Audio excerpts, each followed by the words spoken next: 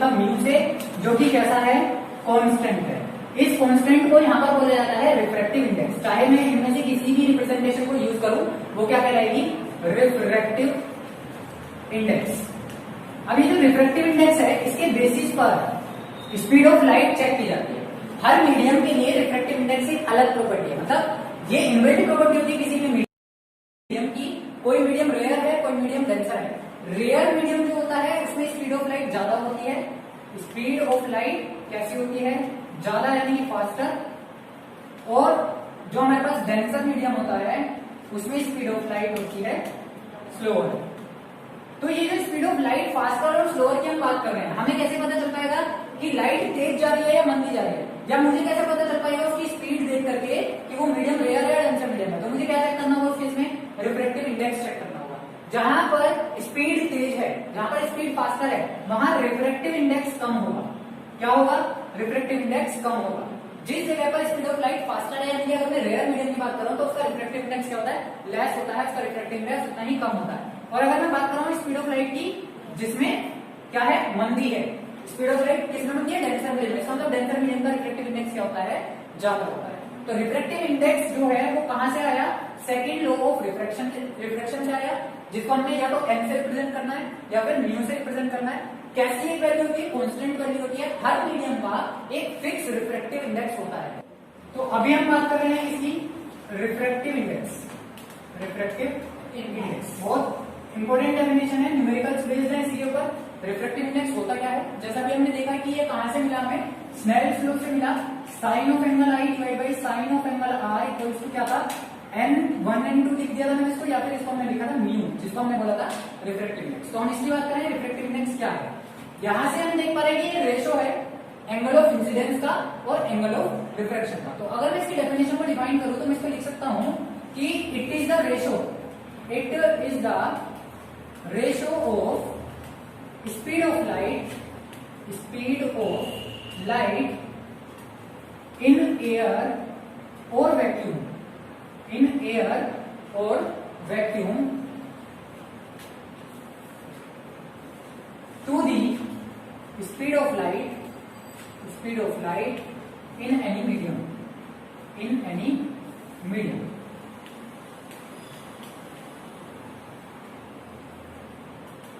Refractive index एक ratio होता है किसका, speed of light in air कह लो या वैक्यूम कह लो।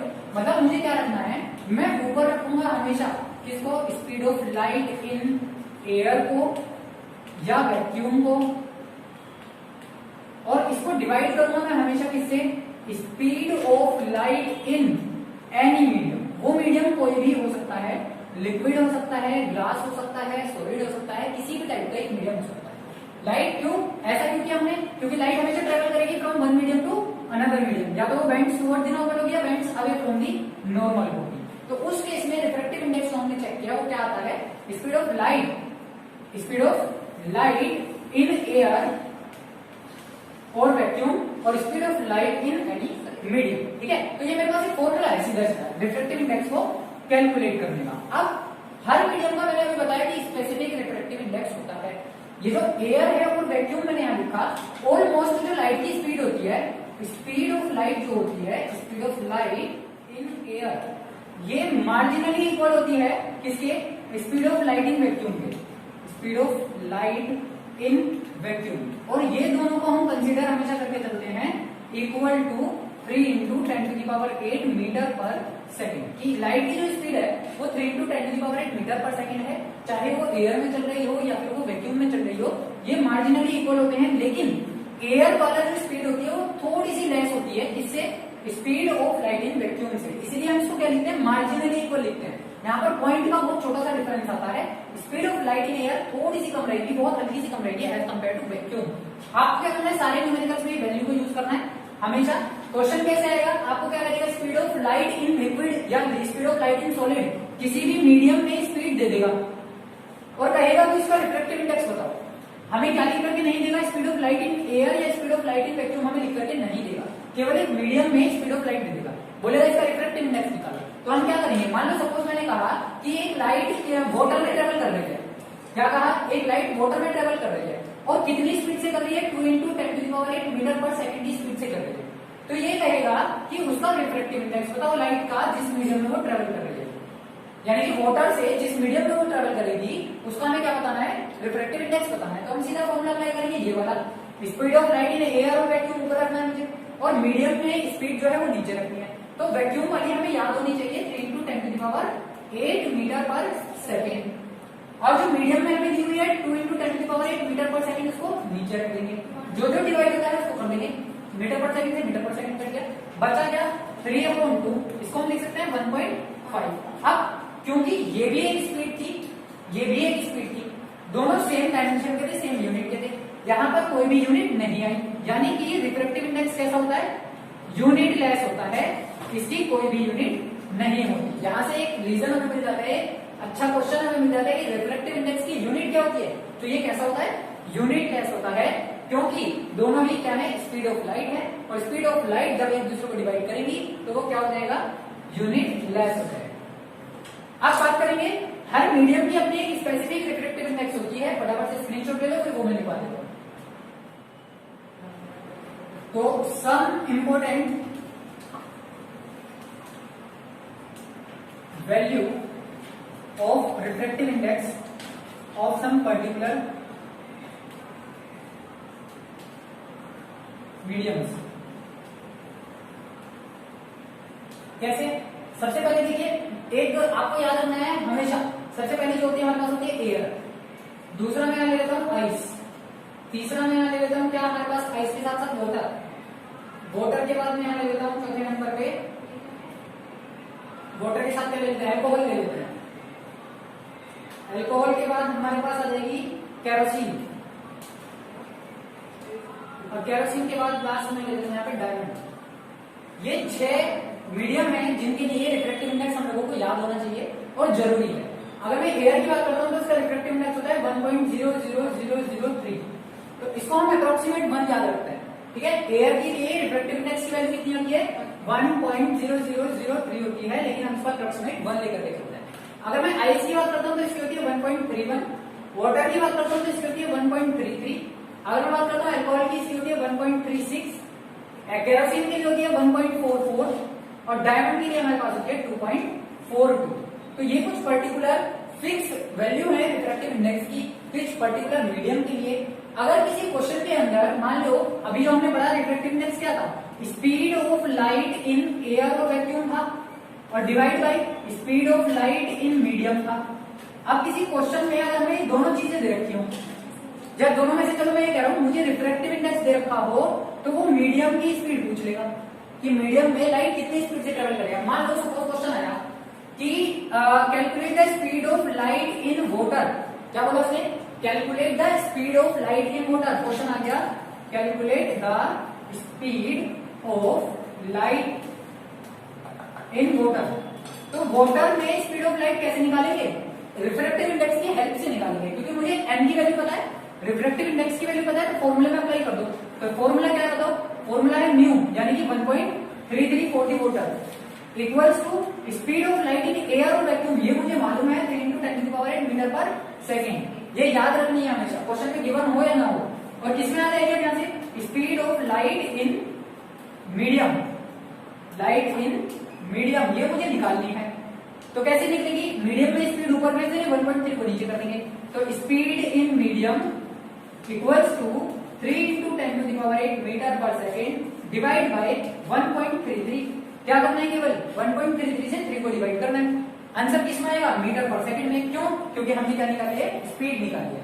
अगर रिफ्रैक्टिव इंडेक्स निकालेंगे तो उसकी कोई यूनिट नहीं आएगी, लेकिन स्पीड निकालनी है तो उसके लिए क्वेश्चन में क्या गिवन होगा, रिफ्रैक्टिव इंडेक्स गिवन होगा। और वो रिफ्रैक्टिव इंडेक्स सारे तुम्हें क्या होने चाहिए, याद होने चाहिए, जो इंपोर्टेंट है। एयर के लिए 1, आइस के लिए 1.31, वाटर के लिए 1.33, अल्कोहल 1.36, केरोसिन 1.44 और डायमंड 2.42। स्क्रीनशॉट ले। तो यहां से हमें एक रिजल्ट मिल गया कि रिफ्रैक्टिव इंडेक्स जो था वो इनवर्सली प्रोपोर्शनल था speed of light in medium में, speed of light in medium में। यानी ये होगा कि जितना ज्यादा रिफ्रैक्टिव इंडेक्स होगा, रिफ्रैक्टिव इंडेक्स जितना ज्यादा होगा, स्पीड उतनी क्या हो जाएगी, मीडियम में कम हो जाएगी। अगर रिफ्रैक्टिव इंडेक्स कम है तो speed of light in medium क्या हो जाएगी, उतनी ज्यादा हो जाएगी। अब रिफ्रैक्टिव इंडेक्स इंडेक्स ज्यादा है, स्पीड क्या हो गई कम, और स्पीड कहाँ कम होती है, डेंसर मीडियम में, डेंसर मीडियम में। ऐसे ही अगर रिफ्रैक्टिव इंडेक्स कम है यानी कि स्पीड ज्यादा है तो वो मीडियम कैसा हो गया, रेयरर मीडियम हो गया। तो यहां से हम मीडियम का भी पता लगा लेते हैं, रिफ्रैक्टिव इंडेक्स की वैल्यू से हमें क्या मिल जाएगा, डेंसर मीडियम और रेयर मीडियम मिल जाएगा। डायरेक्टली प्रोपोर्शनल है कि रिफ्रैक्टिव इंडेक्स की वैल्यू जितनी हायर होगी उतना ज्यादा डेंसर मीडियम होगा, रिफ्रैक्टिव इंडेक्स की वैल्यू जितनी कम होगी उतना रेयर मीडियम होगा। कहने का मतलब जैसे कि अगर मैं अभी डायमंड की बात कर रहा हूँ तो ये होता है 2.42 रिफ्रैक्टिव इंडेक्स वैल्यू। अगर मैंने एयर की बात करी है तो वो कितना था, 1.003 था। तो ये वैल्यू ज्यादा है रिफ्रैक्टिव इंडेक्स की, इसका मतलब ये डेंसर मीडियम है। कैसा मीडियम हो गया, डेंसर मीडियम। और ये वैल्यू कम है रिफ्रैक्टिव इंडेक्स की, इसका मतलब कैसा हो गया, रेयर मीडियम हो गया। ठीक है, तो ये दो बातें याद रखनी है कि रिफ्रैक्टिव इंडेक्स के बेसिस पर हम डेंसर और रेयर मीडियम का पता लगा लेते हैं, क्योंकि refractive index is inversely proportional to the speed of light in any medium. Light की स्पीड जितनी ज्यादा होगी रिफ्रैक्टिव इंडेक्स उतना कम हो जाएगा, लाइट की स्पीड जितनी कम होगी रिफ्रैक्टिव इंडेक्स उतना कम हो जाएगा। ठीक है, ज्यादा और कम का सीधे सीधे क्या है, रेसिप्रोकल है। अब जैसे मान लो मैंने कहा कि रिफ्रैक्टिव इंडेक्स ऑफ ग्लास, मैंने इसको एन से दिखाया, इसको मैंने लगा दिया greater, refractive index of water. इस स्टेटमेंट से क्या समझ में आता है, ये जो मैंने यहाँ सिंबल लिखे हैं कि N of glass is greater than N of water, where N stands for refractive index. तो इससे ये हमें पता चलता है कि ये वाला जो मीडियम है ये कैसा मीडियम है, डेंसर है। दूसरी चीज हमें पता चली कि ये वाला जो मीडियम है वो कैसा है, रेयरर है। एक बात, दूसरा रिजल्ट हमें क्या मिल जाता है कि जो स्पीड होगी लाइट की वो कहां ज्यादा होगी, डेंसर में कम होगी और रेयरर में ज्यादा होगी। तो ये दो रिजल्ट हमें यहां से मिलते हैं, किसके हेल्प से, रिफ्रैक्टिव इंडेक्स की हेल्प से। मान लो एक और एग्जांपल मैं ले लेता हूं, सपोज कि मैंने लिया refractive index of air is less than refractive index of water.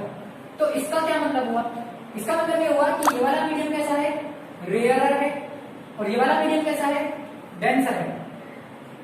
Refractive index इसका ज्यादा है क्योंकि, तो ये कैसा हो जाएगा, डेंसर हो जाएगा। लेकिन अगर मैं स्पीड की बात करता हूँ तो स्पीड किसमें ज्यादा होगी, रेयरर मीडियम में ज्यादा होगी, क्योंकि यहाँ पे पार्टिकल बहुत दूर दूर है तो एकदम से ट्रेवल कर सकती है लाइट आसानी से। लेकिन यहाँ पर जो स्पीड होगी वो कैसी होगी, वो कम होगी, क्योंकि मीडियम कैसा है, डेंसर है। तो यहाँ से भी 1 मार्क का ये एमसीक्यू बन सकता है कि पूछ लेगा सीधा सीधा आपको एक रिफ्रैक्टिव इंडेक्स का रिलेशन दे देगा, या तो ग्रेटर देन का और लेस देन का, और पूछ लेगा कि कौन सा मीडियम डेंसर है, कौन सा मीडियम रेयर है, या ये पूछ लेगा कि स्पीड ऑफ लाइट कौन से मीडियम में ज्यादा है, स्पीड ऑफ लाइट कौन से मीडियम में कम है। स्क्रीनशॉट ले लो, फिर आगे चलो।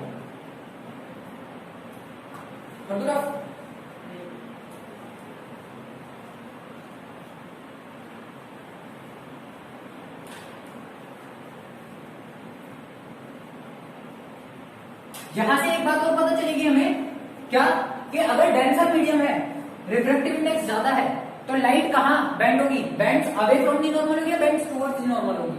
क्योंकि डेंसर मीडियम है, लाइट कहां जा रही है, डेंसर मीडियम में जा रही है, तो इसका मतलब वो कहां हो जाएगी, जब वो रेयर से डेंसर जाएगी तो कुछ इस टाइप का होगा स्ट्रक्चर। ये जब रेयर से डेंसर जाएगी तो क्या हो जाएगी, बेंड्स टुवर्ड्स दी नॉर्मल जाएगी, इस तरीके से। जब रेयर से किस आएगी, डेंसर में। और अगर मैं इस वाले क्वेश्चन की बात करता हूँ कि एयर से वाटर में जा रही है, तो यहाँ पे भी क्या है, रेयर से डेंसर में जा रही है ना। और अगर यहाँ पर देते इस वाले में कि भाई वाटर से किस में जाए, ग्लास में, तो ये हो गया टुवर्ड्स दी नॉर्मल। लेकिन अगर ग्लास से वाटर में जाए तो कौन सा आ जाएगा, ये वाला रहेगा, क्योंकि वो डेंसर से रेयर में जाएगा। तो रिफ्रैक्टिव इंडेक्स जितना ज्यादा bends towards the normal, refractive index जितना कम bends away from the normal. यहां से भी ये बात निकलेगी कि n अगर ज्यादा है तो वो टुवर्ड्स द नॉर्मल झुकेगी। कहां झुकेगी, टुवर्ड्स द नॉर्मल झुकेगी। और अगर n कम है यानी रिफ्रैक्टिव इंडेक्स कम है तो वो क्या हो जाएगी, बेंड्स अवे हो जाएगी। क्या हो जाएगी ये, bends away from the normal, from the normal. ये दो बातें और याद रखनी है। यहाँ से सारा का सारा काम किस पर चल रहा है, रिफ्रैक्टिव इंडेक्स पर चल रहा है। और रिफ्रैक्टिव इंडेक्स जो होता है उसको एब्सोल्यूट रिफ्रैक्टिव इंडेक्स भी बोला जाता है। अगर मैं रेशियो निकालता हूं speed of light of in air और वैक्यूम का किसी मीडियम से, तो उसको क्या नाम दिया जाता है, absolute refractive index, absolute refractive index. तो खाली रिफ्रैक्टिव इंडेक्स लिखा हो, खाली रिफ्रैक्टिव इंडेक्स लिखा हो तो उसका मतलब ये हो सकता है कि speed of light in medium 1, speed of light in medium 2। लेकिन अगर एब्सोल्यूट लिखा है तो ऊपर वाला मीडियम हमेशा क्या होगा, या तो एयर होगा या वैक्यूम होगा। तो इसीलिए ये स्पेसिफिक किया गया है। कि अगर एब्सोल्यूट रिफ्रैक्टिव इंडेक्स की हम बात कर रहे हैं तो वहां पे फर्स्ट मीडियम वो हमेशा क्या रहने वाला है, या तो एयर या फिर वैक्यूम, और जो सेकंड मीडियम है वो कुछ भी हो सकता है, लिक्विड सॉलिड गैस कोई भी हो सकता है। लेकिन अगर एब्सोल्यूट नहीं लिखा है तो इसका मतलब ये है कि ये भी कोई मीडियम है लिक्विड सॉलिड गैस, और ये भी कोई मीडियम है लिक्विड सॉलिड गैस, यानी कि ये दोनों ही रेयर और मीडियम डिफरेंट होंगे वैक्यूम या एयर से। ठीक है, तो बच्चों आज की इस वीडियो में केवल इतना ही, स्क्रीनशॉट ले लो फटाफट से। हम मिलेंगे नेक्स्ट वीडियो में नेक्स्ट टॉपिक के साथ, थोड़े से न्यूमेरिकल करेंगे रिफ्रैक्टिव इंडेक्स के, और इससे आगे का टॉपिक देखेंगे। तब तक के लिए आप लोग पढ़ते रहिए, बढ़ते रहिए।